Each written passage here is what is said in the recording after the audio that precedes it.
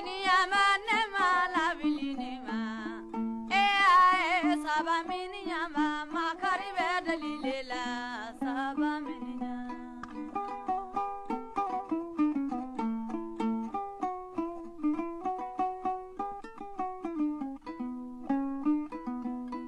Miniyama ina be dalilela. Saba miniyama makari be dalilela.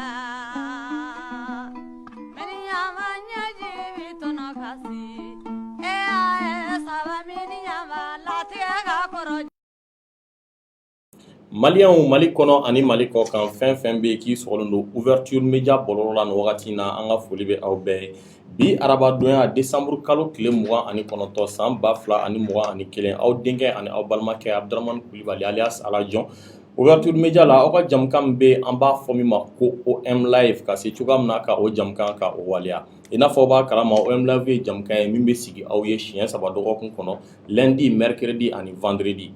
Lundi au lundi am to ka an ka téléphone nabla ka kuma actualité phare dɔ kan mercredi an be mɔgɔ de wele an b'a fɔ ma ko invité de la semaine nga lundi tɛmɛnen Chorno ka voyage hokum kɔnɔna na an y'ale ta k'ale kɛ invité de la semaine ye bi sujet min be an bolo ne b'a ɲini aw fɛ aw ka partager et puis aw ka kan ka aw ka avis de di an balimamuso dɔ sera an ma an bena a wele san an ka ɲɔgɔnna sɔrɔ walasa ale ka ka a be fɛ ka exposer a ka kɛ leçon ye diɲɛ mɔgɔ ye ani ka tila ka aw ɲininka degun min be a kan furuso kɔnɔ bi ni o k'a sɔrɔ ale kan ka to furu in na walima ni o y'a sɔrɔ a kan ka bɔ a la de donc an b'a ɲini aw fɛ aw ka émission aw ka a partager a yɛrɛ nafa kama ka da kan a ka kunnafoni minnu bena di a be kɛ leçon ye mɔgɔ caman ma peut-être mɔgɔ caman de be nɔ min be a situation na a b'a to u bɛɛ bena u yɛrɛ ye bi direct in kɔnɔna na yani an ka balimamuso wele an ye tɔgɔ min d'a ma o de ye Jɛnɛba Fanɛ pour que k'a ka anonymat garder ka da kan an be fɛ mɔgɔw ka confidentialité o ka se ka to dogo la cogoya min na donc o hukumu kɔnɔna na an bena lajɛ ni ani Jɛnɛba ye ɲɔgɔn sɔrɔ nka yan'o cɛ an be an filɛbaga bɛɛ fo Mali kɔnɔ ani Mali kɔ kan ka da kan émission ye aw de ta ye minnu tɛ san sɔrɔ ni juru tɛ Mali kɔnɔ ani Mali kɔ kan kɛrɛnkɛrɛnnenya la an ka diaspora an filɛlen don yen nɔ kosɛbɛ u b'an weleli min kɛ k'an foli min kɛ k'an encourager k'a f'u ɲɛna ko an fɛnɛ hakili b'u la Ala ka u ɲuman segin ka na an ɲuman sɔrɔ faso kɔrɔ yan nɔ u bɛ ka min kɛ fasojɔ la an bɛ a dɔn Jɛnɛba ye muso min ni bogotiginin don ka da kan a ma kɔrɔbaya kosɛbɛ a bilara furu dɔ la furu min ni a daminɛ tun ka di furu tɛ yen nɔ problème tɛ furu min na nka a bilama kelen bɛ problème ba ye a bolo donc ko a bɛna ka o de exposer ka da kan ale yɛrɛ ko situation y'a dépasser kosɛbɛ a t'a dɔn a bɛna min kɛ o la an bɛna appel labila aw ka aw hakilinataw di k'a t'a dɔn a bɛna min kɛ situation kelen don k'a dépasser donc ko aw ka ale wele nin weleli in kɔnɔna na ka da k'a yɛrɛ ko k'a bɛna direct lajɛ problème minnu bɛ a kan aw ka avis ça compte beaucoup ko o bɛ se ka ale orienter kosɛbɛ donc walasa ka o jamukan in ka o waleya n ye n yɛrɛ baaraɲɔgɔn dɔ wele n dɔgɔnin don an ka stagiaire don ni o ye Masi ye ni ale de bɛna ka se cogoya min na ka nin jamukan in ka waleya an b'a ɲini aw fɛ aw ka partager an bɛna lajɛ ni ani Jɛnɛba sera cogoya min na ka ɲɔgɔn sɔrɔ a yɛrɛ k'a da don a ka problème na k'a exposer ka da kan main dans o ye main tigila ye k'a fɔ dɔrɔn ko Masi furu caman bɛ yen nɔ a bɛɛ ni a réalité don furu bɛɛ ni a problème don nka a bɛna min fɔ a ye min fɔ ne ni Jɛnɛba seginna o kelen kan e yɛrɛ ye sisan nɔ a mana segin a kan malien fɛn o fɛn ye mɔgɔ si tɛ yen nɔ a n'i ye gabakuru ye ko nin kuma fɔr'i ye k'a t'i lankunna dɔɔni donc ani Jɛnɛba ye ɲɔgɔn sɔrɔ allo allo Jɛnɛba assalamu alaikum waaleykum salaam Alajon i bɛ direct la sisan nɔ ouverture média kan awɔ i ye weleli kɛ ka i ka problème exposer walasa a ka se ka kɛ leçon ye diɲɛ mɔgɔ ma donc n bɛ fɛ i y'a fɔ ne yɛrɛ ye cogo min i k'i da don a la ka a ɲɛfɔ bɛɛ ka se ka a mɛn walasa mɔgɔw ka se ka weleli kɛ u hakilina ye min ye ka se k'o di cogoya min na an tulo b'i la.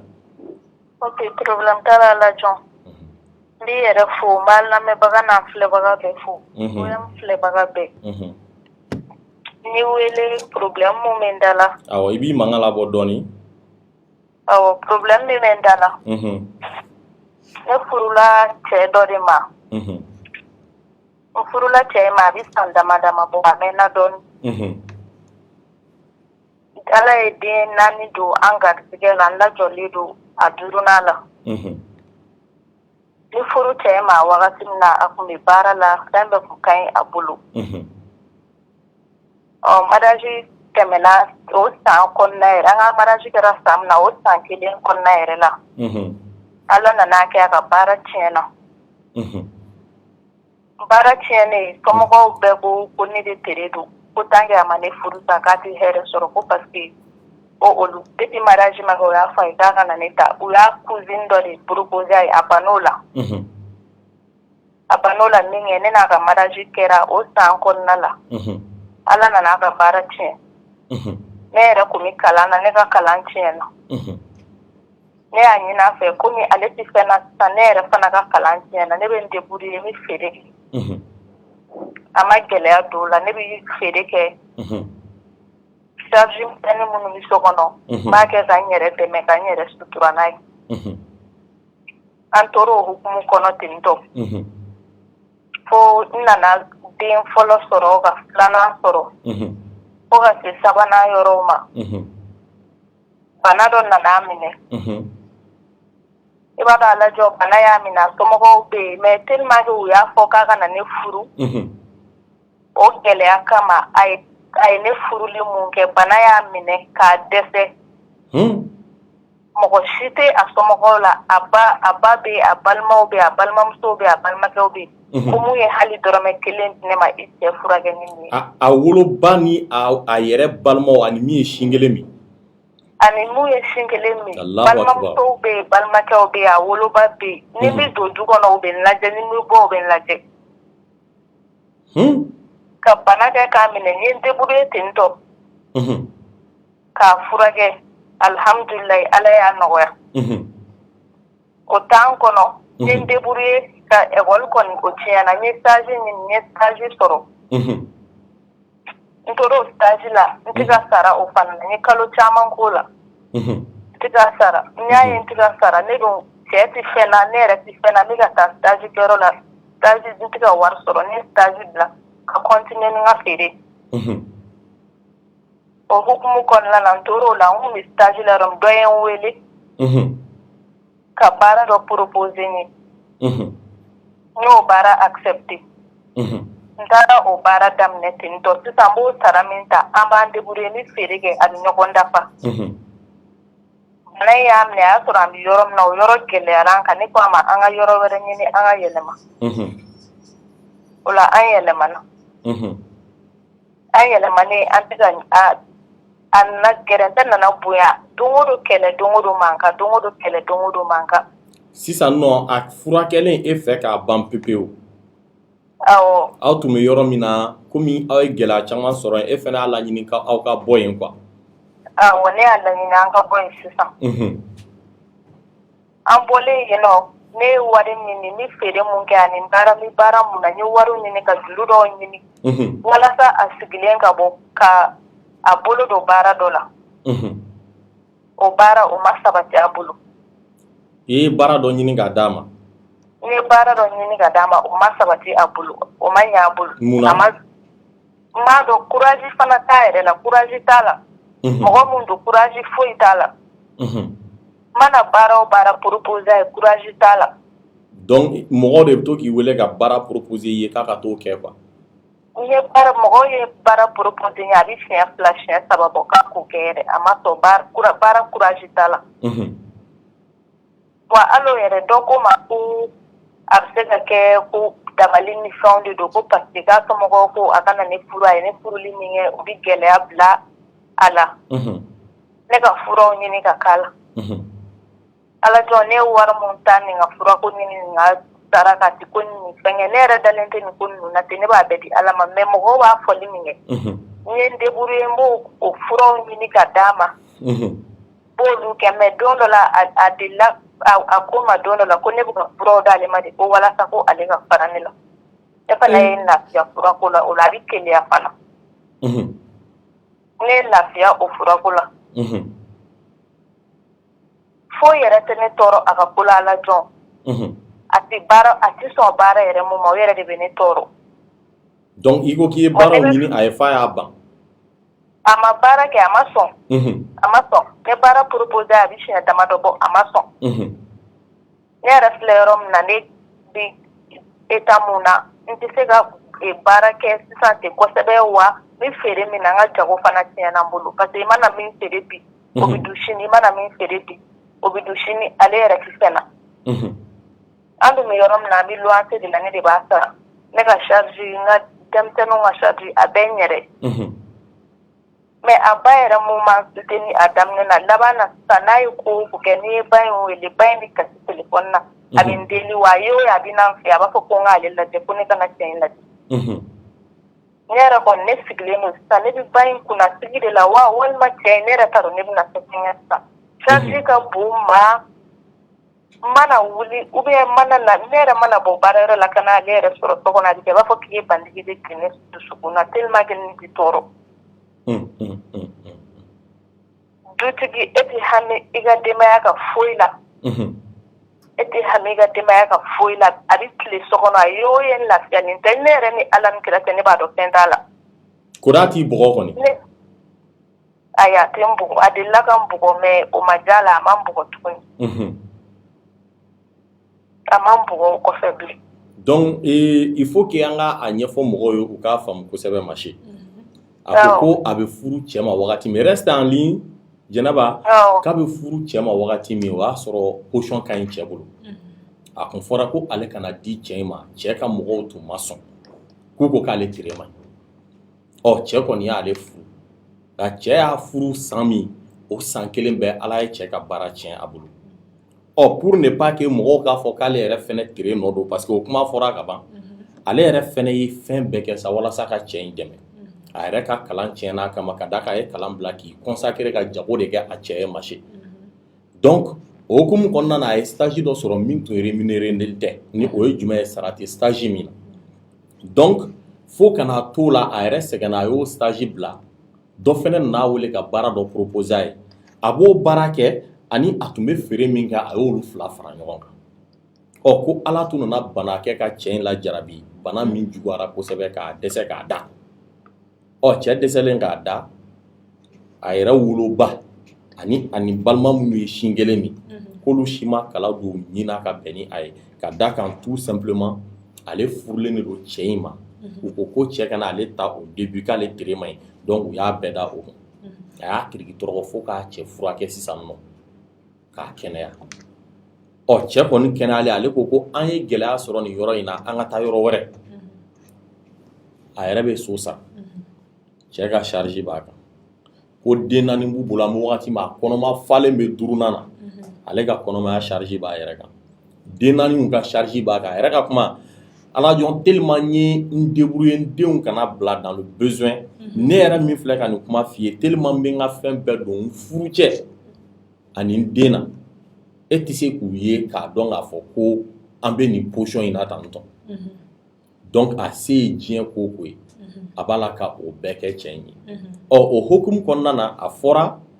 a ye mɔgɔ dɔw fɛ ko i cɛ tɛ baara la nin baara ninnu bɛ an bolo k'a di i cɛ ma k'a bɛ baara fila bɔ ka se fo 3 ma a y'olu proposer cɛ ye ko cɛ ma sɔn nin baara si la a fɔra a ye ko dabali don ale yɛrɛ y'a ka wari tila bɛɛ don fura la sisan mais a yɛrɛ n'a ye sisan dabali tɛ cɛ bɛ so kɔnɔ ale de bɛ bɔ a bɛ fɛn bɛɛ kɛ a bɛ segin ka na k'a fɔ ko baara taɲa o cɛ dɛ baara dira ma a ma sɔn a la o kɔfɛ ko ale yɛrɛ y'a bolo don baara dɔ la k'a y'o fɛnɛ daminɛ ko o ma ɲɛ a bolo Jɛnɛba an hakili la a kɛra ten awɔ a kɛra ten donc Jɛnɛba yala sisan nɔ parce que i ko i bɛ fɛ non seulement i ka histoire ka kɛ leçon ye mais i bɛ fɛ ka mɔgɔw ɲininka parce que i yɛrɛ ka kuma i dusukun tɔɔrɔlen don nin wagati in na i bɛ ka mɔgɔw ɲininka yala i ka to furu in na walima i kana to furu in na mais i ma ɲinɛ i ka kuma fan fosi kɔ ka d'a kan i ye yɔrɔ dɔw fɔ i ko k'i jɔlen don n'a ka fɛn caman ye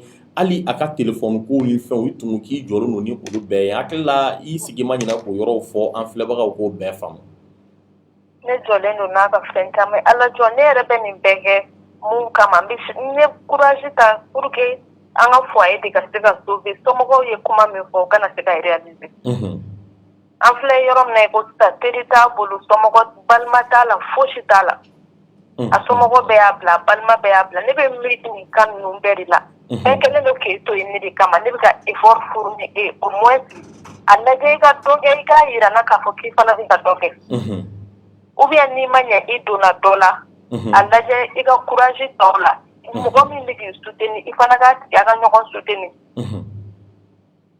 mais o t'a la i mana fɛn fɛn proposer a ye a t'o kɛ hali ni ne yɛrɛ t'a dɔn ne b'a fɔ cogo min na lajɔ hali ni ye fɛn fɛn proposer a ye ne yɛrɛ cousin dɔ bɛ yen nɔ n'a ye fɛn fɛn daminɛ une semaine 2 semaines ne y'a fɔ ɲɛna a b'a fɔ ko ne ka n yɛrɛ lafiya ko walima ko ne ka ko bɛ taa yɔrɔ la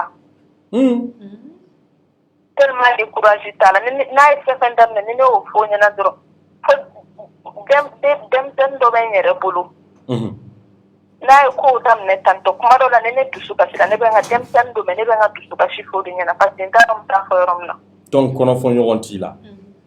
kɔnɔfɔɲɔgɔn bɛɛ sɛgɛnna bɛɛ de sɛgɛnna nin ko in na bɛɛ sɛgɛnna parce que ne ka famille ale ka famille côté kɔnɔ o tɛ k'an soutenir côté si de la a mana aide ɲini a ka mɔgɔ o mɔgɔ fɛ o tɛ sɔn k'a soutenir parce que tant que ani bɛ ɲɔgɔn bolo a tɛ hɛrɛ sɔrɔ ne ka famille côté de bɛ ka ne soutenir bon ne ka famille côté fana mɔgɔw sɛgɛnna parce que i bɛ kuma o kuma ni problème min bɛ n da la kuma o kuma ni problème min bɛ n da la a ma nɔgɔn.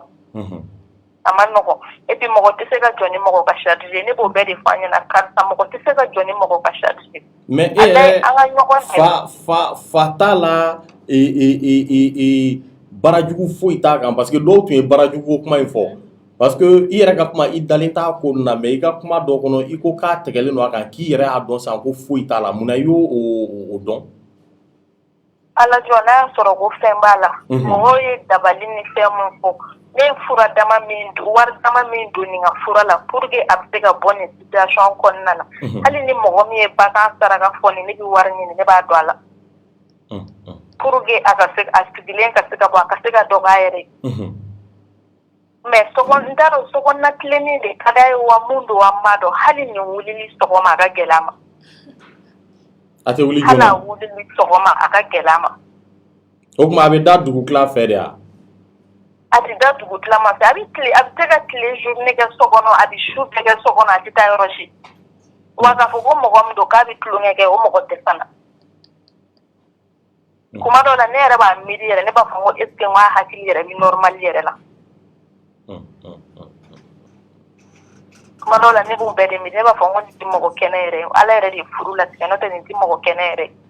ani a somɔgɔw kɛlen don ka abandonner cogo min na o yɛrɛ kama ne bɛ ka effort fourni pour que an ka se ka to ɲɔgɔn bolo a kana se ka malo parce que ne b'a dɔn ni ne taara don o don a somɔgɔw bɛ ka mun fɔ o bɛna kɛ teriw bɛ ka mun fɔ o bɛ ka kɛ ne bɛ k'o bɛɛ de éviter mais ne ni kun bɛ yɔrɔ min na ne ni yɛrɛ de tɔɔrɔ la et puis charge ka bon ne kan kojugu.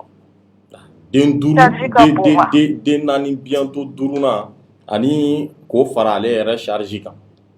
k'o fara ale yɛrɛ kan nasɔngɔ fɛn bɛɛ charge bɛɛ ne n yɛrɛ bɛ n débrouiller yɛrɛ alhamdulilah n bɛ ala fo n bɛ ala fo k'ala barikada n bɛ n débrouiller n bɛ baara min na n bɛ mun sɔrɔ an bɛ feere min kɛ n bɛ mun sɔrɔ a bɛ ɲɔgɔn dafa mais n bɛ yɔrɔ min na n kɔnɔ girinyalen don charge bonyalen don nka jago bɛ n na foyi tɛ n bolo. baarayɔrɔ dun ko ni wari dɔ fɛnɛ t'i la baarayɔrɔ la yen nɔ. wari bɛ na baarayɔrɔ la wari bɛ na parce que n delila ka wari dɔ minɛ yen nɔ k'o don ale ka baara ko dɔ da fɛ o ma ɲɛnabɔ baarayɔrɔ mɔgɔw b'o tigɛ ka bɔ n sara la o min tigɛ ka bɔ n sara la fana o fana ye place dɔ fana ta n ye parce que n ka fɛn bɛɛ n yɛrɛ ne den fitinin ka dumuni bɛ ban kuma dɔ la an bɛ se ka kalo 1 kɛ sani n k'a sɔrɔ k'a d'a ma.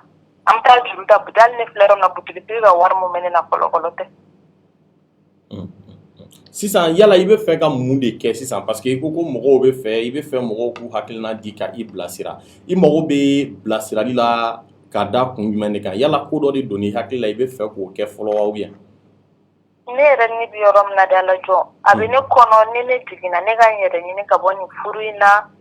n bɛ ka miiri o la n bɛ ka miiri fana n'a y'a sɔrɔ ni ne taara ka bɔ nin furu in na ni cɛ in somɔgɔw bɛ ka mun fɔ a n'a teriw bɛ ka mun fɔ n bɛ hakili bɛ filan na o de la n'a y'a sɔrɔ mɔgɔw bɛ se ka n bilasira n'o ye n ka to furu in na ou bien n ka bɔ nin furu in na parce que ne bɛ ka n se bɛɛ kɛ ni cɛ in ye san joli n kan fɔlen don walijuru la pour que a ka se ka don da la ne kɛlen no ka engagement ta komi n'o juru sara hali a moyen tɛ yen. An filɛ wagati na hali foyi ne yɛrɛ tɛ se ka foyi kɛ nin wagati la ne ka ne den na kɔnɔmaya ye ne sɛgɛn kojugu. Awɔ. A ye n sɛgɛn n bolola wari fɛn fɛn bɛ n bolo a bɛɛ taara. Ala ka ɲuman bɔ ɲuman na. Amina. Yala ni mɔgɔ min y'a ɲini ka se ka i ye walasa ka i bilasira walima ka a hakilinataw f'i ye walima ka dɛmɛ wɛrɛw las'i ma a ka di ye an k'i n'o tigi bila contact la. A ka di n ye problème foyi t'a la. Ok, donc komi i ye muso de ye an tɛna i ka numéro bila directement mɔgɔw kana to ka i harceler. Awɔ. Donc n bɛ tila sisan n bɛ n yɛrɛ ka numéro di ma chérie. Vu que Aïchatou tɛ yan nɔ min bɛ to ka an ka nin appel ninnu reçoit ale bɛ vacances la nin wagati la Côte d'Ivoire. Donc n bɛ n yɛrɛ ka numéro bila ni mɔgɔ min bɛ fɛ ka i ye walasa i ni o tigi bɛ se ka ɲɔgɔn nasɔrɔ cogo min u k'a dɔn k'a fɔ ko kalabanciya tɛ parce que Mali kɛra dugu dɔ ye sisan a dugu ko ma nɔgɔn donc n'u i yɛrɛ ye k'i ka état ye c'est vrai i ye kuma dɔw yɛrɛ fɔ ne yɛrɛ an da ma se ka se min bɛɛ ma yan mais n'an ko k'an b'o bɛɛ dévoiler peut-être identité bɛ dɔn donc an bɛna téléphone nabila komi i ko k'i mago bɛ conseil la walasa mɔgɔw ka se k'u hakilina di donc i bɛ an bɛɛ kɔfɛ y'a mɛn donc k'a fɔ mɔgɔw ye ni u mago bɛ an balimamuso la Jɛnɛba ka se cogoya min na ka rentrer en contact avec elle u bɛ se ka weleli kɛ 76 67 16 00 n'u y'o numéro wele sisan an tɛna se ka kuma mais an bɛna OM yɛrɛ numéro bila mɔgɔw ka se cogoya min na ka weleli kɛ an balimamuso ko ale mago bɛ dɛmɛ de la a mago bɛ mɔgɔw ka conseil la a mago bɛ u ka a bilasira machine n bɛ segin k'a fɔ ninnu ye victimes de ninnu ye survivantes de u mago tɛ mɔgɔ si ka jugement na karisa i kun kan ka nin kɛ non an t'o yɔrɔ la sisan an mago bɛ min na n balimamuso i ka kan ka nin ani nin de kɛ walasa cogoya min na ka i labɔ nin degun in kɔnɔna na an mago b'o solution de la donc n'i bɛ fɛ ka weleli kɛ hakili la technicien ye numéro bila a ka défiler an yɛrɛ bɛna lajɛ ka a numéro fɔ mɔgɔw ye ka se cogoya min na ka an wele donc e yɛrɛ hakilina ye jumɛn ye na ma se Alajɔn yani k'an da don baro la n bɛ foli belebele lase i yɛrɛ ma i ni ce i ka invitation na k'an ka technicien bɛɛ fo ka bɛɛ lajɛlen fo ka maliyɛn bɛɛ fo Alajɔn ni baro ye ni yɛrɛ ye ne dépassé a ye dépassé n dépassé parce que n dabali banna de un muso bɛ se ka an bɛ se k'a fɔ a fɔlɔ la cɛ yɛrɛ y'a jɔyɔrɔ fa parce que a cɛ ka dɔgɔn bi min somɔgɔw b'a a opposé ani muso ka ko la ne a bɛ tila ka t'o muso kelen ta tuguni o ka dɔgɔn cɛ la bi mais k'a ye muso fana bɛ k'a yɛrɛ faga e nɔfɛ une minute allo Allo, salam alaikum. Wa alaikum salam wa rahmatullah. OM live do. OM live do. Ne kun bɛ fɛ ka kuma muso bɛ fɛ yan. Awɔ, an b'i lamɛn. Allo? Awɔ, an b'i lamɛn, an tulo b'i la, an b'i lamɛn. O de ma eji. Allo? Oui, an tulo b'i la, an b'i lamɛn. Allo? Donc an n'ale tɛ ka se ka ɲɔgɔn sɔrɔ. Basi continue n'i ka kuma ye. Alajɔn k'a ye muso bɛ k'a yɛrɛ faga e nɔfɛ fɛn bɛɛ la komi a yɛrɛ bɔra k'a fɔ a ye baara ɲini ka d'a ma baara kelen tɛ baara fila tɛ kelen ka tiɲɛ i bolo an k'a fɔ o bɛ se ka faamu mais fila tɛ fo saba ni naani ninnu Alajɔn tiɲɛ yɛrɛ la mais est ce que a bɛ to ka cɛ ɲininka yɛrɛ yɛrɛ mun de b'a bali a tɛ taa baara in na Bon, kuma dɔ bɛ yen n y'o fɔ n'an ko k'an b'o bɛɛ fɔ sinon a ko ala yɛrɛ ye bolola baara yɔrɔ dɔ dayɛlɛn ka d'a ma a ye jago kɛ butikiba dɔ dayɛlɛn ka d'a ma a ye juru ta k'o d'a ma mais cɛ ye nin bɛɛ tiɲɛ an bɛ wagati min na i ko bi donc a yɛrɛ ka kuma ko a b'a a dan de la quoi donc ko mɔgɔw ka conseil di a ma allo Yalo Alajɔn somɔgɔw bɛ yen tɔɔrɔ si tɛ yen aw fɔlen don an sigilen bɛ fan si waati n'an fɛ ka jɛmukan labɛn. Ok, merci beaucoup. An bɛ français bɛɛ fo. Ok, merci. Donc k'a fɔ mɔgɔw ye u bɛ se ka weleli kɛ 20 72 99 83. Il me semble que bɛɛ tɛ cadre lajɛ walasa k'a fɛn faamuya. 20 72 99 83 ni u ye weleli kɛ u b'u hakilina di ka da k'a bɛ wagati min na a yɛrɛ ko k'a bɛ ka lajɛ en direct mɔgɔw bɛ ladilikan min di ale ma a bɛ fɛ k'o ladilikan de ta ka baara kɛ ni o ye a jigilen don a kun na k'a yɛrɛ furu sa mais ko est-ce que o ye solution ye wa allo ani mɔgɔw tɛ ka ɲɔgɔn sɔrɔ bi donc Maché est-ce que e yɛrɛ fana bolo furusa ye solution ala John ni ye ne ɲininka o la ne b'a fɔ yɔrɔ dɔ la furusa tɛ solution ye ne b'a fɔ yɔrɔ dɔ la solution parce que ni mɔgɔ dépassera i b'a fɔ nin ka cas kɔnɔna na mais ale ka nin cas spécifiquement est-ce que e bɛ ok attends allo oui bonsoir oui bonsoir ala John ne ka fɛ ka hakilina ta di awɔ an b'i lamɛn ne kɛ bɛ muso in fɔ ka ban n bɛ muso in fɔ toujours a courage ta parce que ne tɛ se ka kɛ gansan kɔrɔ déjà cɛ mun tɛ tulonkɛ kɛ a tɛ bɔ a tɛ foyi donc n'i y'a ye nin na donc a yɛrɛ ka fɔ la ko in man di mɔgɔ caman ye a bɛ se ka kɛ ko dɔ de kɛra n'a kɛra ten pour que u ka wuli u hali bi a ka cɛsiri a ka wuli a se bɛ se ka kɛ ko ye cɛ ɲɛ a ka ta ye quoi parce que an bɛ bibi tile mun na fɛn dɔ bɛ yen i b'a sɔrɔ a ka di e nukuya man di ka mɔgɔ ye o bɛ wuli ka taa ko dɔ k'i la ka sɔrɔ i ni mun man kan k'i ye ko bila ye anw kɔni anw fana bɛ aventure la an b'a dɔn a ma nɔgɔ yɛrɛ yɛrɛ a bɛ yɔrɔ min na bi a mago bɛ dɛmɛ na an tigi bɛ maliyɛn bɛɛ lajɛlen wele fɛn fɛn bɛ se nin dɛmɛ in na k'a lase muso in ma pour cɛ bɛ se ka bɔ nin situation kɔnɔna na sinon a bɛɛ a ka di cɛ bɛɛ ye k'i ka se k'i ka denbaya ta an fɛn fɛn an bɛ cɛ de peut-être ko dɔ de bɛ se ka kɛ ni cɛ kɛra tuma ye ko fila ye sinon cɛ min tɛ tulonkɛ kɛ i b'a dɔn k'i an tɛ fɛnkɛ kɛ donc ne kɛ bɛ mun fɔ i tɔɲɔgɔnmuso in ye mun filɛ ka kuma fɔ halisa an ka layi ɲɛma jɔ in na pour an bɛ se ka muso in dɛmɛ cogo cogo association ka ca waritigiw bɛ Mali la i n'a fɔ aw minnu bɛ aventure la pour an bɛ se ka dɛmɛ lase muso in ma cogo min na ne kɛ ko gansan tɛ nin ye quoi gansan yɛrɛ de tɛ nin ye a bɛ se ka kɛ i sera muso furu c'est comme i sera muso furu ka den ni fɛnw sɔrɔ a la k'i ti ban baara ma i tɛ tulonkɛ la foyi kɛnɛ ma foyi foyi o bɛ se ka kɛ ala jɔn donc muso in kɛ ne fana ka dɛmɛ b'a ye ne kɛ ne ka dɛmɛ b'a ye dans tous les cas comme i ka numéro personnel a ka di mais i ka bila den sanfɛ comme i ye bɛɛ bila fɛngɛ sanfɛ cogo min na pour anw ok kuma faamuyara bon o fana bɛɛ dɛmɛ dɔ ye ni mɔgɔ min b'a dɔn hali bɛ se ka ani dɔnnibaga dɔw ɲɛ yira ɲɔgɔn na ni o y'a sɔrɔ baara dɔ de kelen don cɛ in kama pour que o ka wuli nin bɛɛ ye dɛmɛ dɔ ye k'a fɔ mɔgɔw ye ni furu tun man di a ye bi fana tun tɛ a sɔrɔ nin furu in na ka da kan san joli den 4 bientôt den 5 ko kelen o b'a yira ko furu ka d'a fɛnɛ allo salamaleykum waaleykum salam wa rahmatulah ala jɔn oui voilà ne bɛ fɛ ka dɔ fɔ muso in ka k'a la an tulo b'i la ne kɔni bɛ min fɔ a ka a jija halisa a ye sɛgɛn dɔ kɔni kɛ mais halisa a ka muɲu a ye min kɛ n'Ala sɔnna a tɛna ɲɔgɔnna wɛrɛ kɛ ala bi a barika don a denw na a kɔni ka jija a k'a kɛ ala kama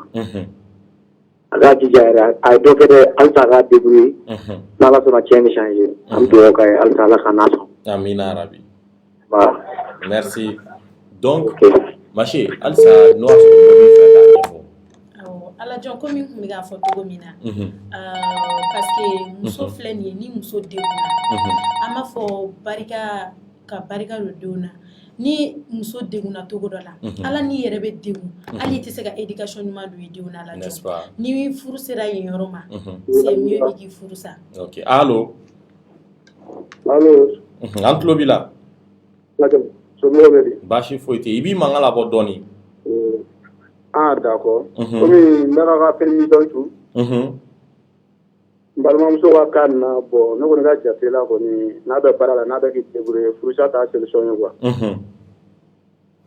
parce que a bɛ se ka cɛ a bɛ wari min di cɛ ma a bɛ se k'o tigɛ mais a bɛ jilaja a bɛ denmisɛnnin ka entretien ni fɛnw kɛ kɔfɛ a bɛ se ka nafa sɔrɔ quoi voilà parce que wari kɔni ka warijɛ ta ka di cɛ ma ko nin t'a solution a k'o fana a k'o tigɛ quoi ne bolo ne ka hakilina ye donc e bolo a kan ka mun kɛ parce que a ko u bɛ luwanse la ale de b'o sara den 4 minnu b'u bolo awɔ n bɛna ale den 4 minnu b'u bolo o charge bɛɛ bɛ ale kelen kan den 5nan a kɔnɔma don o la a bɛ ka a seko kɛ o fana ye ale yɛrɛ fɛnɛ ye juru mun ta ka se k'a cɛ dɛmɛ baarako la cɛ ma se k'o si lawaleya o fɛn bɛɛ sera ten tɔn ka ban donc bi juru bɛ ale la a ka baarayɔrɔ a t'a ka salaire yɛrɛ sɔrɔ dɔ bɛ tigɛ ka bɔ a la kalo o kalo a ka jago binnen don ka d'a kan a kɔnɔ sɛgɛnnen don a tɛ ka se ka jago kɛ donc a mago bɛ dɛmɛ na a mago bɛ conseil la voilà. Se y'a fɔ cogo min na bon ne bolo ni ala fila ka dɛmɛ sɔrɔ k'o d'a ma o fana o y'a solution mais n'ale ko sa k'a bɛna par exemple ni furu sara sa denw bɛ taa min a charge kelen n'ale ta ye ale de den don awɔ i b'i mankan labɔ ale de den don bon o t'a solution ye quoi ne kɔni ka jate la a ka courage ta a ka continuer cogo la mais a kana wari kɛ ka bɛɛ ka di cɛ ma a k'i denw bɛɛ tɛmɛ quoi. Ok, ala k'a tɛmɛ. Amin. O tun ne ka hakilina ye. Ok, merci beaucoup i ni ce i hakilina dili la. Ok, donc ma chérie kuma kun Alajon c'est mieux i k'i furu sa mais kuma filanan dɔ bɛ n bolo ka fɔ a ɲɛna fana Alajon ni den sɔrɔla furu kɔnɔ ka ban i b'i sigi i denw kama k'i ɲɛ jɔyɔrɔ k'i denw ye i b'a fɔ an falaka dɔ bɔra k'a fɔ sisan cogo allo allo i b'a fɔ an falaka dɔ bɔra k'a fɔ cogo min na sisan a ye min kɛ kɔrɔlen n'ala sɔnna a ma a tɛna se k'o ɲɔgɔn degun ka tuguni. Ok, ala kana se k'o kan. Allo Bonsoir. Bonsoir, i b'a essayer i b'i mankan labɔ dɔɔni. Ok, bon. I tulo bɛ na Awɔ an tulo b'i la. En fait, kuma min bɛ ne bolo k'a fɔ muso in ka yɔrɔ la cɛ n'a bɛ sigi. Allo? Oui, an tulo b'i la o.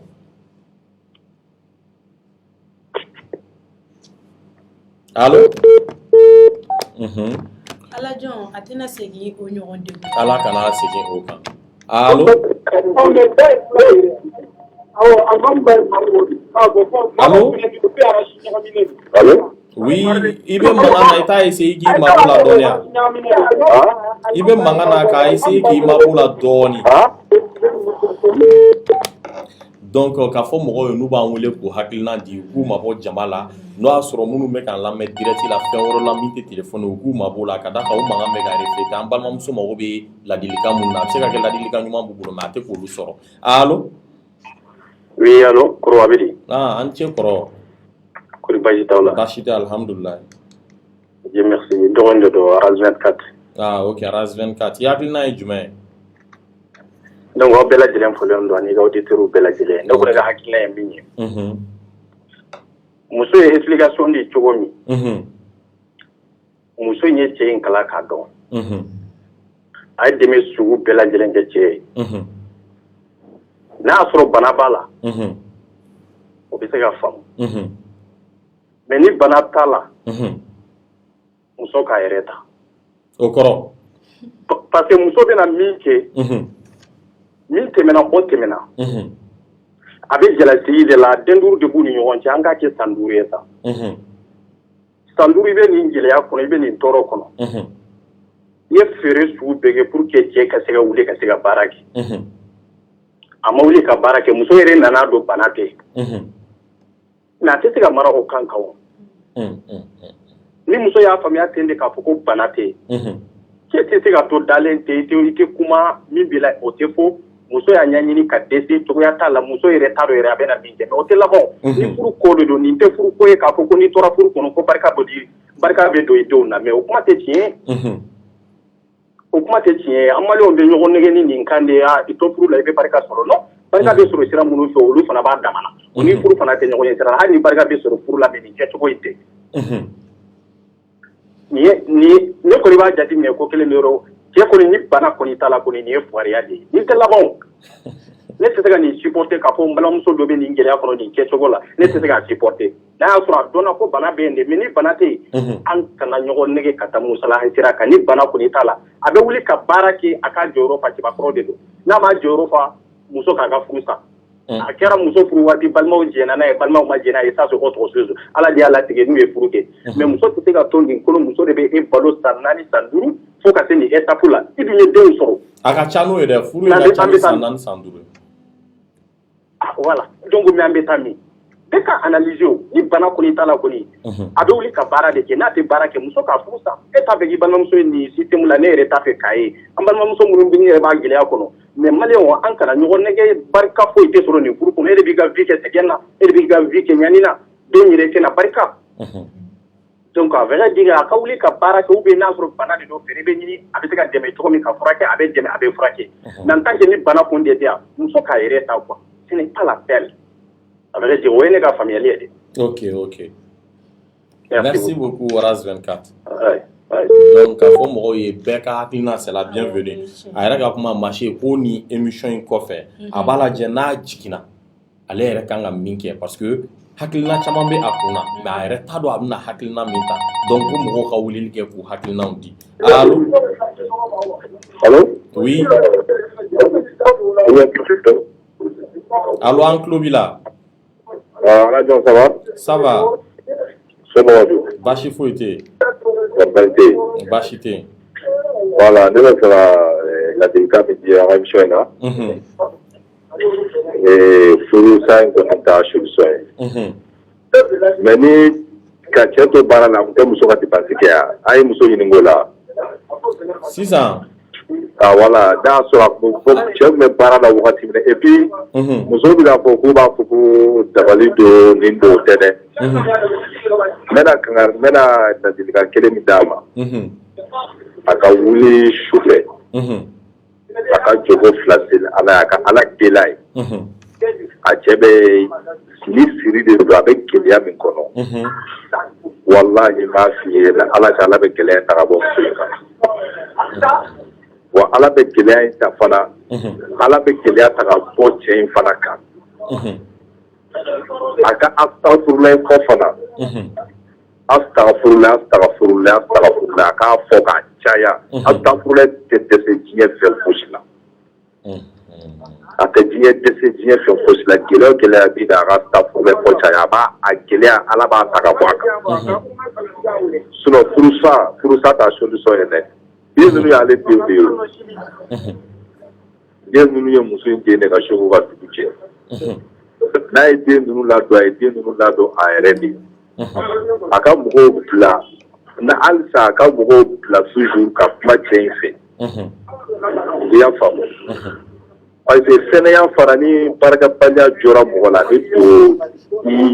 bɛ don i la cogo sugu dɔ la i yɛrɛ ni mɔgɔ yɛrɛ min dɛmɛ yɛrɛ ni mɔgɔ yɛrɛ ma kuma i fɛ i tɛ se k'i yɛrɛ bɔ a la. A tɛna fɔ denmisɛnnin minnu bɛ tila école la ou bien mɔgɔ min bɛ tila école la u bɛ to carré kɔnɔ ni hali nana n'u ye sugu la n'u nana bi sini u tɛ taa n'u ye 200 sɔrɔ ka taa so dɔrɔn u bɛ sugu bila u b'o dun fo ka fa. Ne kɔni bɛ min fɔ dɔrɔn a ka nafila seli a ka nafila seli caya. A ka taa a ka alimamiw wele u ka dugawu kɛ a ye wallahi Ala b'a bɔ nin gɛlɛya la. Ne kuma histoire dɔ kalama cɛ muso tun bɛ gulɔ de mais n'a ye gulɔ na a bɛna muso bugɔ ka muso fan bɛɛ tigɛ. Wallahi a bɛna muso bugɔ ka muso fan bɛɛ tigɛ. Et puis a bɛ tila ka muso ɲininka ko n'o ma dumuni tobi k'ale b'o faga. Mais bibi min na bi alhamdulilayi. O cɛ changera complètement wallahi. Astagfirullah fɔ de y'o changer ani seli walima solution wɛrɛ sɔrɔla la. Solution wɛrɛ sɔrɔla la ou bien seli ni astagfirullah fɔ de y'a to a changera. O ka min f'i ye quoi komi mɔgɔ ka ca lini na quoi i y'a faamu wa sinon a ma dɔwɛrɛ kɛ dɛ a kun bɛ seli de ka Ala deli muso ye ka Ala deli a cɛ ye. Ne yɛrɛ b'o kalama wallahi ne b'o kalama. Ok. Ala ka to k'a solution. O banna cogo min na nin filɛ ka don histoire de kɔnɔ nin cogo la tan quoi. Ok mɔgɔw ka ca ligne na i n'a fɔ i y'a fɔ cogo min na i ka ladilikan. Voilà n bɛ ladilikan min di muso ma dɔrɔn a ka sabali quoi. Mɔgɔw b'a fɔ toujours dɔrɔn ko a ka furu sa dɔrɔn a ka kɛ tan wallahi o t'a sa solution. A solution kɔni ye min ye kɔni dɔrɔn ne bɛ min fɔ dɔrɔn a yɛrɛ ka Ala deli a ye wallahi astagfirullah tɛ dɛsɛ astagfirullah a k'a fɔ dɔrɔn wallahi desi suma Ala hali a tɛ kalo wallahi desi suma Ala ne y'a fɔ hali ni kalo jɛya ye billahi astagfirullah ni Ala de cɛ a b'a nɔya hali a tɛ kalo bɔ wallahi.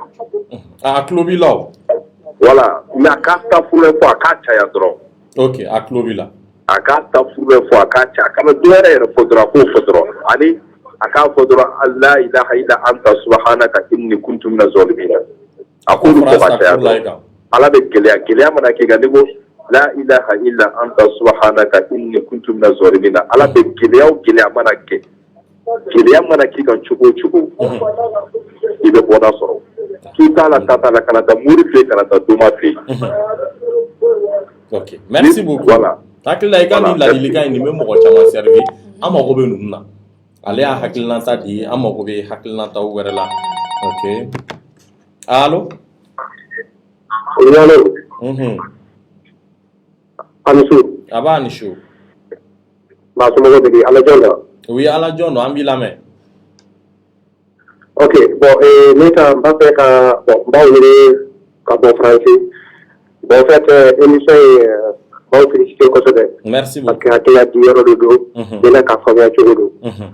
Ne kɔni bɛ min fɔ muso in ka côté la a ka fɛn dɔ faamu a ka kuma ka fɔlɔ ye o de ye ne n'a attrapé kosɛbɛ. Parce que a ko tiɲɛ ye mun ɲɛna ale kɔrɔ. Wa tiɲɛ ye teri t'a bolo bilen. Balima t'a bolo bilen. N'ale dun taara ka tiɲɛ to yen.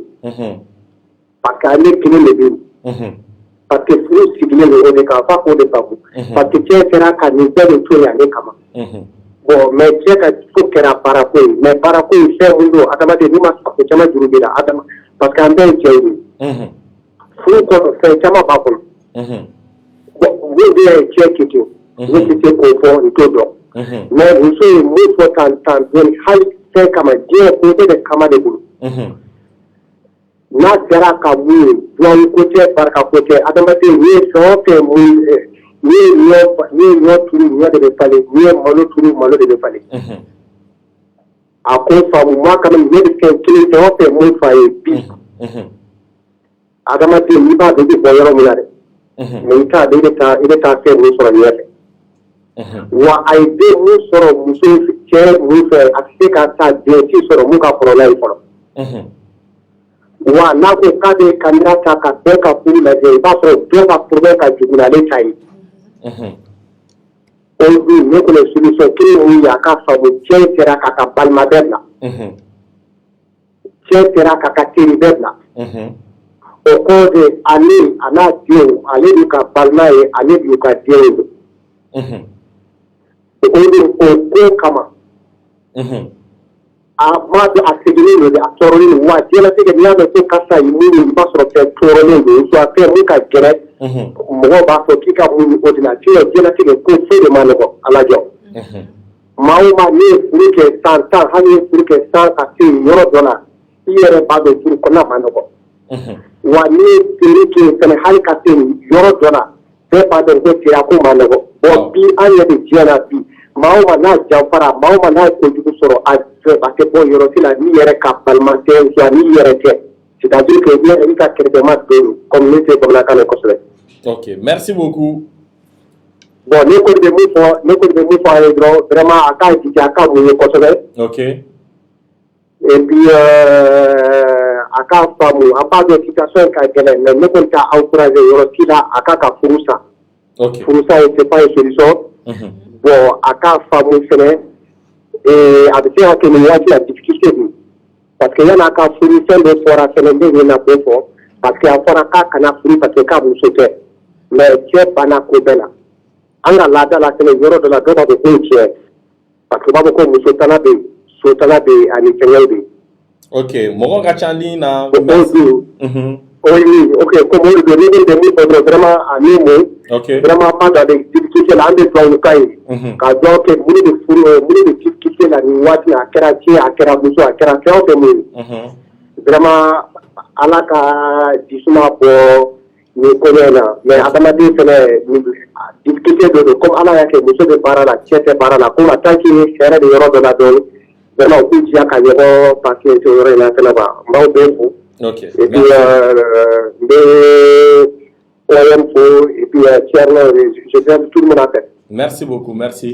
Donc, comme Dobe a numéro Orange Ningalike, peut-être vous savez qu'en Wele 76 67 16 00, on sait que vous fenêtre en direct. En plus de cela, numéro dont il fait non. Ni mɔgɔ bɛ fɛ ka rentrer en contact avec Djeneba. Ni bɛ fɛ ka aide sugu fɛn fɛn kɛ a ye. U bɛ se ka weleli kɛ 76 67 16 00. Allô? Allô? Oui, an tulo b'i la. Baasi tɛ yen. I hakilinata ye jumɛn ye très rapidement? Ne bɛ min fɔ muso ye. A k'i minɛ a bɛ sabali. A kɛ Ala deli kosɛbɛ. A bɛ den min sɔrɔ nin ye. Ni Ala in kira sɔnna ma ko bɛ fɛn mɔgɔ si tɛ fɔ a la. A kɔni hakili sabali Ala deli kosɛbɛ. Ok, a y'a mɛn. An bɛ dugawu k'a ye. Yan bɛ dugawu k'a ye, yan bɛ dugawu k'a ye. Yala bi a bɛ dugu min kɔnɔ Ala ka ba kɔnɔ. Amina yarabi, Ala k'o dugawu minɛ. Je peux dire que c'est Ala ta la donne. Ok. Voilà. Merci beaucoup. Donc, à fond, nous fait qu'à weleli kɛ Orange la 76 67 16 00. Wa o numéro kelen b'a to u bɛ se ka Jɛnɛba lasɔrɔ walima n'u bɛ fɛ ka dɛmɛ minnu k'a ye u bɛ se ka olu k'a ye cogoya min na. Allo, an yɛrɛ tɛ k'an balakaw sɔrɔ olu dun de yɛrɛ ye problème ye constaté a sujet ɲɛnama b'olu de bolo a solution. Oui, allo? Oui, salam alaikum. Wa alaikum salam wa rahmatullahi. Kaifa? Alhamdulillah. On est là sur mon rang. Ok, an b'i lamɛn très rapidement. Ma fɛ intervenir muso in ka fɛn na quoi. Ok. Ladilikan min b'an bolo k'a f'a ɲɛna vraiment a bɛ mun. A k'a muɲu. A ka mun a bɛna ye kɔfɛ inchallah ni Ala sɔnna ma. Ok, Ala k'o kɛ. Inchallah a kana fɛngɛ a ka mun a kɔnɔ a bɛna ye inchallah. Ok, merci beaucoup. Donc, mɔgɔ fɛn fɛn bɛ se k'a dɛmɛ cogoya wɛrɛ la nin bɛɛ ye dɛmɛ dɔ ye parce que a ko ko a bɛ fɛ ka décision min ta peut-être nin bɛ se k'o influencer marché kuma b'i bolo très rapidement o kɔfɛ an bɛ mɔgɔ damadɔ ta an b'a bila. Problème foyi t'a la lajɔn. Olu bɛ ka mun fɔ muso ye dɔ kɛ mun na t'a lajɔn dɔ kɛra ko ye ba degunnen de bɛ kini kɛ. O b'o kɛ lajɔn. Allo? Alhamdulillah. A b'a n'u la. Ouverture média dɔ. A ouverture média don min y'an wele Orange la qu'il reste en ligne an tulo b'i la an balimamuso. Allo? An tulo b'i la an tulo b'i la. Ne bɛ fɛ ka intervenir a ka baro la. Ok, très rapidement. Awɔ n bɛ min fɔ muso in ɲɛna ale ka problème ye min ye ale bɛ ka cɛ ka wuli ka dɔ kɛ ale bɛ k'o de ɲɛɲini. A b'o de bila hali mɔgɔ min t'ale ye olu de bɛ cɛ kan wa siri t'a kan wa a bɛna a bolo fɛn bɛɛ don furakɛli la a tɛ se k'a furakɛ fɛn yɛrɛ t'ale bolo. Fɛn t'ale bolo tugun yɛrɛ. Awɔ k'a y'a bɛɛ dɔn. Elle doit essayer de survivre maintenant avec ses enfants. En bamanankan. A kan ka essayer sisan de a n'a denw bɛ se ka u yɛrɛ sɔrɔ cogo min na. Mais min ye ka fɔ ko ka cɛ de dɛmɛ ale bɛ cɛ de ta bila sisan pour que a bɛ se ka lafiya. Donc ale b'a yɛrɛ de lafiya yɔrɔ min sisan a n'a denw. Donc o kɔrɔ sisan nɔ i bɛ fɛ ka mun de fɔ. Donc n bɛ fɛ ka min fɔ a b'a cɛ siri de. Elle a deux choix ale bɛ ka siran mɔgɔw ka kuma de ɲɛ ko n'ale y'a furu sa musomɔgɔw bɛ na fɔ anw tun y'a fɔ i kana furu dɛ. Parce que a bɛ se ka kɛ hali cɛ yɛrɛ bɛ se k'i wɛrɛ se ka bɔ ale la. Donc e bɛ fɛ sisan nɔ k'a fɔ k'a k'a furu sa quoi. A nimitara bon ne t'a fɔ a ka ko b'a yɛrɛ de bolo sisan a yɛrɛ b'a dɔn min ka ɲi a ma a yɛrɛ kan k'o dɔn mais a k'a bila a kunna fɛnɛ k'a fɔ ko a furu salen o tɛ dɔ bɔ a ka charge la dɛ n'o ma min fara a kan o tɛ dɔ bɔ a la parce que a den ninnu b'a ka charge la ni cɛ tɛna se ka foyi k'ale denw ye hali n'ale y'a furu sa sisan n'a ma taa mɔgɔ ka so a bɛ taa so de ta a b'o so continue k'o sara wa a b'a den ka charge fɛnɛ ta. Donc mais cɛ ka charge yɔrɔ in e filɛ ka furusa min fɔ n'a optera la peut-être cɛ ka charge yɔrɔ in bɛ bɔ a la dɛ. Cɛ ta bɛ bɔ a la cɛ kelen ta bɛ bɔ a la ça c'est sûr mais min ye den ka charge ka bon ni cɛ ta ye ale bɛ se k'a fɔ hali ni cɛ tɛ yen diyagoya ale bɛ tobili k'a d'a denw ma o b'a dun hali ni cɛ tɛ yen a bɛ so sara a den bɛ se ka don so kɔnɔ cogo min hali ni cɛ tɛ yen a bɛ courant sara pour que a den bɛ se ka yeelen sɔrɔ hali ni cɛ tɛ yen a bɛ ji sara pour que a den bɛ se ka ji min ale denw ka ko ka gɛlɛn bi n'a cɛ ta ye. Donc ale de kan ale kan ka essayer sisan de a ka cɛ in ta yɛrɛ bila pewu ale tɛ ka se ka limaniya ko n'ale y'a furu sa diɲɛlatigɛ ye ko kelen de b'a la ou bien t'a la. N'ale y'a furu sa mɔgɔw bɛna mun fɔ a k'o bila mɔgɔw bɛna mun fɔ a k'o bila a b'a yɛrɛ de ɲini sisan a n'a denw a bɛ se ka kɛ hali cɛ in bɛ fɛ k'i débarrasser ka bɔ ale la parce que cɛ in nimisara a somɔgɔw ko n kana furu n y'a furu a kɛra min a kɛra min Bon ta de min yɛrɛ bɔ a la cogo min na sisan ni nana nin fɛ tan tota e t'a tɛna taa n'a yɛrɛ ye yan ok a o bɛ se ka faamuyara kɛ cɛ ka den mais ka fɔ ko i sigi denw bɛ barika ne fa den tɛ barika an kana ɲɔgɔn nɛgɛ denw tɛ barika nin kan kan dɛ e yɛrɛ ko ko ne cɛ ye dɔrɔn k'i bɛ denmɛrɛsi ale yɛrɛ ko n'ale cɛ ye sɔgɔma dɔrɔn k'ale bɛ dimi e ye cɛ ye tuma e bɛ dimi hali e bɛ den wolo la e bɛ dimi k'i kɔnɔma kɛ den bɛ barika ɲamɔgɔ den bɛ barika ko an ka tiɲɛ fɔ ɲɔgɔn ye o ba tɛ furu la o kɛnɛmaden o ba ma furu la o bɛ se ka barika o ma furu bato ye mais den bɛ se ka barika den tɛ barika nin kan kan dɛ an ka tiɲɛ fɔ ɲɔgɔn ɲɛna den bɛ barika kan mun kan olu tɛ den tɛ barika nin kan kan dɛ hali bi bɛ ka den wele o den tɛ ka fɛn ye k'a kɛ ten dusukasi t'a kɔ. ok dɔ b'an bolo ligne na merci beaucoup. allo ça va an tulo b'i la. awɔ marakakɛ i b'i mankan labɔ dɔɔni. non an tɛ ka ɲɔgɔn sɔrɔ ka ɲa. allo. allo salaamaaleykum. waaleykum salaam wa rahmatulahi. Alhaji ça va? Ça va alhamdulilayi. an bɛna ka émission in de lamɛn quoi. awɔ. ne ka ye faamuya ye min ye quoi bon mɔgɔ caman bɛ k'a fɔ ko muso ka muɲu a ka muɲu quoi. mais muɲu bɛ kɛ fɛn dɔ de kan quoi. la dame elle est dans le pétrin. dugu b'a kalan. a t'a la bɛ min kɛ a t'a la bɛ fɛn dɔ kɛ mais cɛ ka wuli a ka taa baara kɛ muɲu bɛ yen mais fɛn wɛrɛ bɛ yen fana quand même. donc qu'est-ce que vous lui conseillez? mɔgɔ bɛ muɲu fɛn dɔ de kan mɔgɔ tɛ se ka muɲu kɔnɔ la wa. mais ça moi je comprends pas. donc e bɛ mun de conseiller a ye sisan?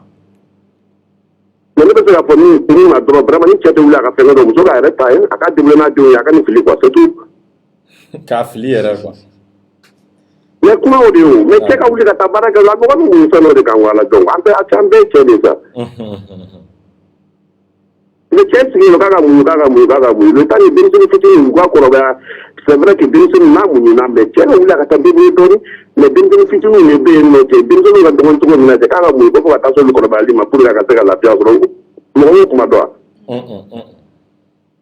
yanni cɛ muso yɛrɛ bɛ ta mɔgɔ b'a dɔn cɛ vraiment c'est difficile quoi muɲu ni muɲu bɛɛ o de ye problème yɛrɛ an ka société kɔnɔ quoi ni cɛ dɔrɔn a kana ɲɛ quoi c'est tout.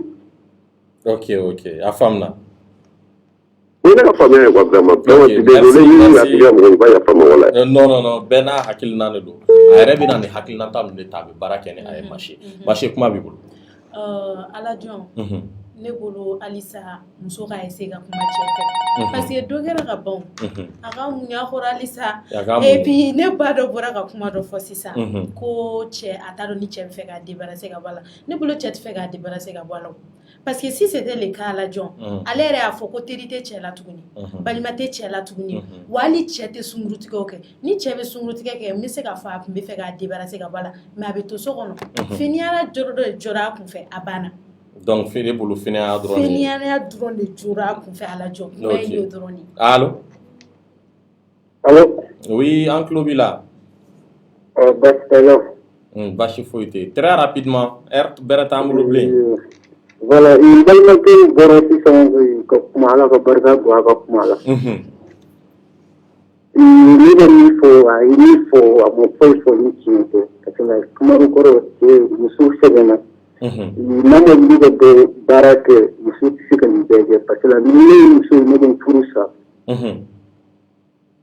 parce que n'i y'a jate minɛ ni muso ye wari dila cɛ ma. à chaque fois muso de jɔli don ni denmisɛnnin ka dépense bɛɛ lajɛlen ye.